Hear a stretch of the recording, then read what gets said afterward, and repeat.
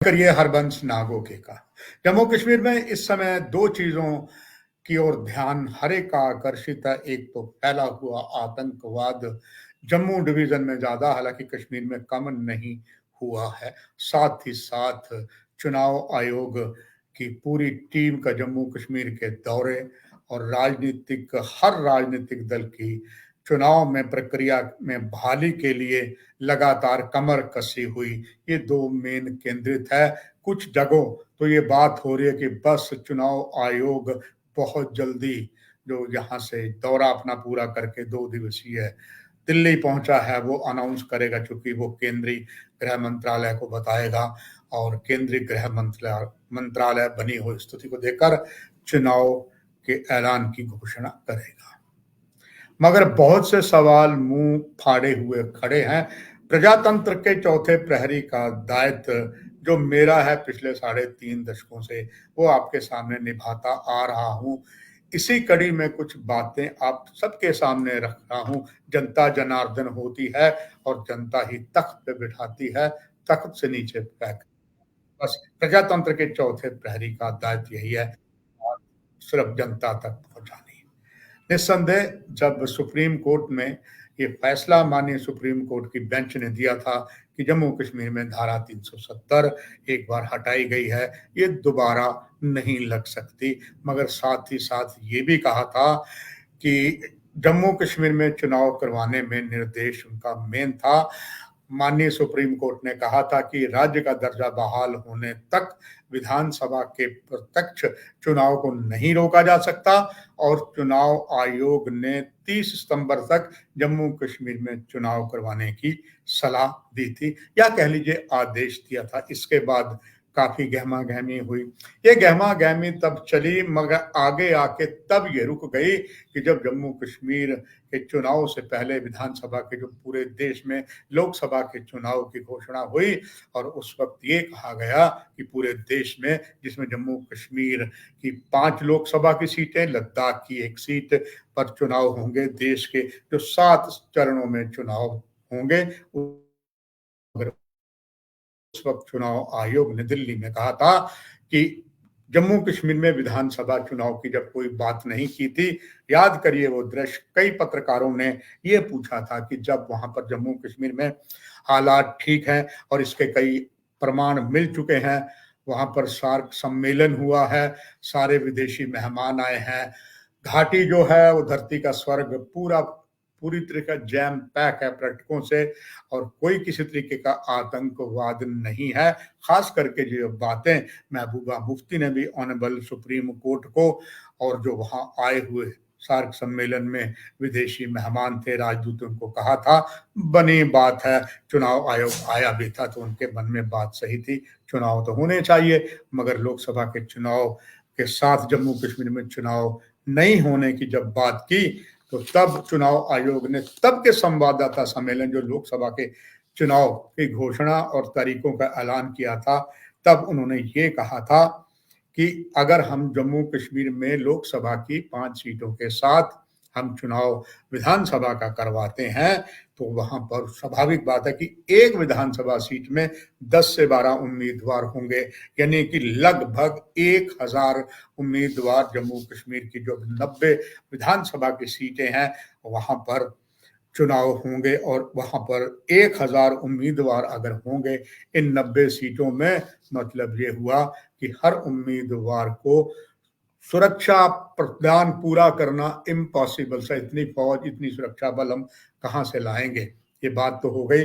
तब ये सबने समझ लिया कि ऑनरेबल सुप्रीम कोर्ट ने जो कहा है कि सितंबर तक चुनाव करवाए जाएं, हालांकि ऐसा सुप्रीम कोर्ट ने बिल्कुल सख्त निर्देश नहीं दिया था। उन्होंने कहा था चुनाव करवाए जाएं स्थिति को देखकर। स्थिति को देखना है केंद्रीय गृह मंत्रालय ने। जम्मू कश्मीर के जो शासक है under the command of lieutenant general Manoj Sinha, उन्हीं की।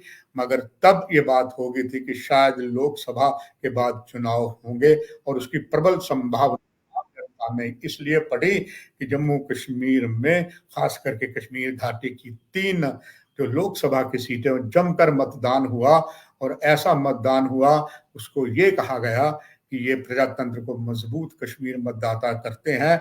मगर वही कश्मीर मतदाता जो पूरा विश्वास रखते हैं भारत के प्रजातंत्र पर, उन्होंने जो वोट हैं वो उत्तरी कश्मीर में जिस जेल में बंद आतंकवादी जिस पर कई राष्ट्रद्रोह के मुकदमे हैं, शेख इंजीनियर रशीद पर, उसको दिया तो ये बात तय हो गई। परसेंटेज वोट तो बहुत था, मगर वो ना तो उमर अब्दुल्ला के था लिए था और ना ही उन्होंने दूसरे वहां पर सज्जाद लोन जो पीपल कॉन्फ्रेंस के नेता थे, वो भी एक आतंकवादी संगठन और आतंकवादी बहुत बड़े नेता, बाद में विधायक बने, उनके बेटे थे और वो भाजपा की बड़े प्रिय थे।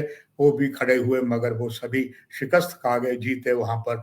जिस तरीके से इंजीनियर रशीद बहुत कुछ वो तय कर गए कि कश्मीर की जनता के मन में क्या है। ये बात सारी ही राजनीतिक दल खास करके पीडीपी और नेशनल कॉन्फ्रेंस जानती थी। बाद में कुछ पार्टियां और बनी जो पीडीपी से तोड़कर नेता आए और उनको कहा जाता भारतीय जनता पार्टी की बी टीम। उसमें गुलाम नबी आजाद की DPAP party, Sajjad loan party को भी यही तमगा लगा कि ये भारतीय जनता पार्टी की बी पार्टी है, जबकि भारतीय जनता पार्टी ने तीनों ही कश्मीर घाटी की सीटों पर अपने उम्मीदवार नहीं खड़े। तभी आम लोगों में कश्मीर में भारतीय जनता पार्टी का नाम रणछोड़ दास पार्टी पड़ गया। अब एक बार फिर से चुनाव की बयार बहने की उम्मीद तब बनी जब चुनाव आयोग आया। चुनाव आयोग आके जा भी चुका है मगर कोई उन्होंने ऐलान नहीं किया। यहाँ काबिले गौर एक बात देखनी होगी, जब सार्क सम्मेलन वहां हुआ तब जम्मू डिवीजन के 10 जिलों में आतंकवादी पहाड़ों में नहीं घुसे थे। अब तो साफ साफ हो गया है कि जो आतंकवादी अलग अलग जम्मू डिवीजन के 10 पहाड़ों में छुपे हुए हैं, अपने अड्डे बना चुके हैं, वो अंतरराष्ट्रीय सीमा से और गुलाम जम्मू बहुत दूर है। बॉर्डर इन 10 पहाड़ी जो जम्मू डिवीजन के जिला है उसमें थोड़ा बहुत रजौरी पुंछ को छोड़कर 8 जिलों में नहीं है। अगर हम बात करें भारत पाक अंतरराष्ट्रीय सीमा के 3 जिलों की, जिला कठुआ, जिला सांबा, जिला जम्मू, यहाँ से पहाड़ी क्षेत्र बहुत दूर है। उससे पहाड़ी क्षेत्रों से पहले जम्मू पठानकोट रेल मार्ग भी है और राष्ट्रीय राजमार्ग भी है, अंतरराष्ट्रीय सीमा फिर दूसरी तरफ है। यहाँ पर उनका लगातार बैठे रहना और एक के बाद एक आतंकवादी घातक हमले करना, और जो बलिदानी हो रहे हैं उसमें पहली बार इस छद्म युद्ध में यानी कि प्रॉक्सी वार में सबसे ज्यादा पैरा कमांडों का बलिदान हुआ है। ये अपने आप में बहुत गंभीर विषय है और ऐसे में अभी भी वो जमे हुए हैं। जब यहाँ पर चुनाव आयोग ने जो पहले बात की थी कि 1000 उम्मीदवारों के लिए सुरक्षा, वो कहाँ से इतनी सिक्योरिटी फोर्सेस लाएंगे।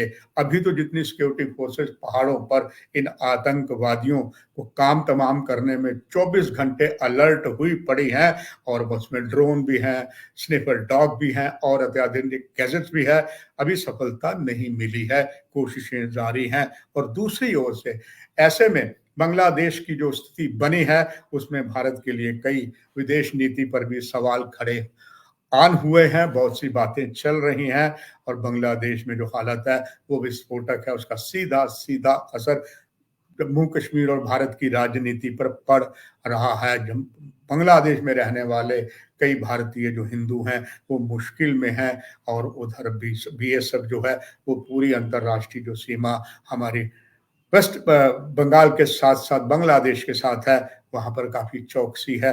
यहाँ पर भी काफी चौकसी है। भली भांति आप जानते हैं कि पूरा अंतरराष्ट्रीय सीमा जो जम्मू में है और चाहे पंजाब में पाकिस्तान के साथ है, वहाँ बीएसएफ की डिप्लॉयमेंट है, तो काफी ज्यादा यहाँ सिक्योरिटी है। और इतना ज्यादा यहाँ पर जो आतंकवाद का जमावड़ा बना हुआ है, ये बात अलग है कि जो रणनीति अब इन आतंकवादी जो विदेशी आतंकवादी हैं, पाकिस्तानी ट्रेंड हैं और उन्होंने अभी तक कुछ हमले आम नागरिकों पर नहीं किए, हालांकि वो टारगेट में कर सकते थे, ऐसा सुरक्षा एजेंसियों को मानना है। और अभी भी जो बहुत से भेदिए हैं वो पूरी तरीके से सीमा पर जो है उन्हें काबू नहीं कर पाए, थोड़े से लोगों को पकड़ा गया है मगर दिल्ली अभी दूर है। ऐसे में इन सारे परिप्रेक्ष्य को देखकर क्या विधानसभा के चुनाव की घोषणा हो सकती है, इसके लिए अभी भी बहुत बड़ा एक प्रश्न चिन्ह है। विस्तार से इस कार्यक्रम में मैंने आप तक अवगत करवाया। आप भी एक बहुत योग्य हमारे देखने वाले इस कार्यक्रम को आप सभी दर्शक हैं, आप स्वयं भी फैसला कर सकते हैं। मैंने अपना दायित्व निभाया। नमस्कार।